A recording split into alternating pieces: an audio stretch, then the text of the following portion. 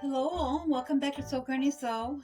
I was pondering today of what I could make. I had a little bit of the Tinkerbell left, and I love Tinkerbell.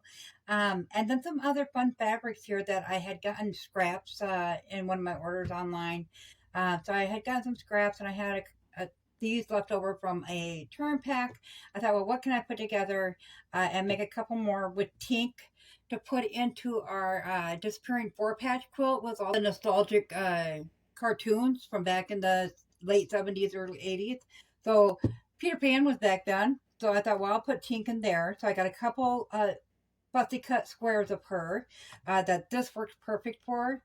So I had to come up with a name for it. So I called it Visions of Yesteryear quilt block.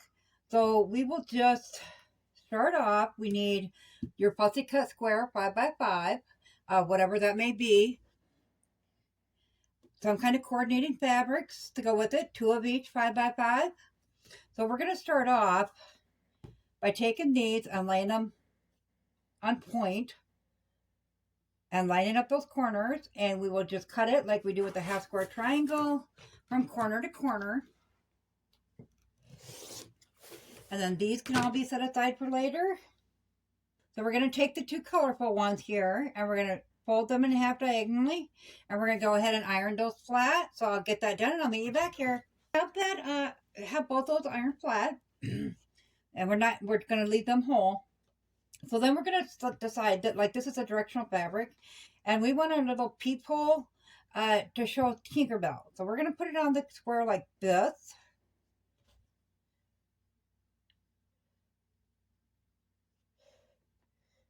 Because they like to move when you get them on the sewing machine. And you want to make sure that those meet up at the end.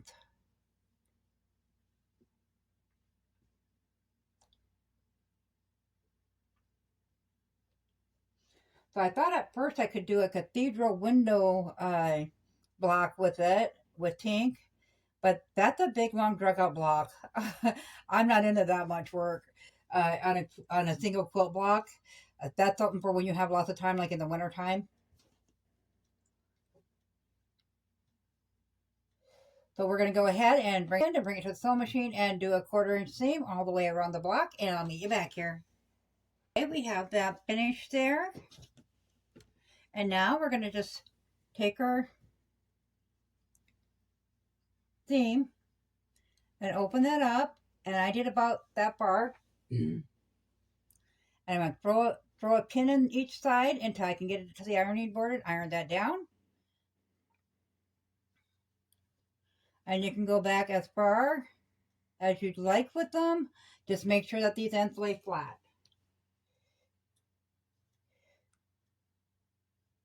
You're not seeing Tink very good yet, but you will.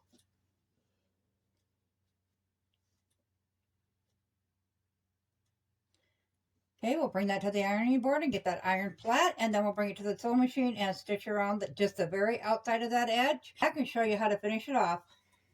Okay, so now we have that there done. So that is sewn in place. Okay, so then you just take that other edge and you fold that back one more time, and you just do a stitch like 3 to 4 stitches along. I did like 4 and then 3 to make sure it was back stitched in. And then after you get that done, you're going to take these, lay one there and one there. You want to make sure that the points are centered. I went on my cutting mat, and lined that up to make sure that these were hanging over equally. And then with the other one, I just lined up the points on it. Then you're going to sew those two on with a 1/4 inch seam. You're going to open those up and iron them flat. Then you're going to take your ruler and cut those two tails off on both sides. And then you're going to add the other two on, just like that. And when you're done, you'll have a little bit of trimming up to do where your corners meet, of course. But then you will end up with that block there.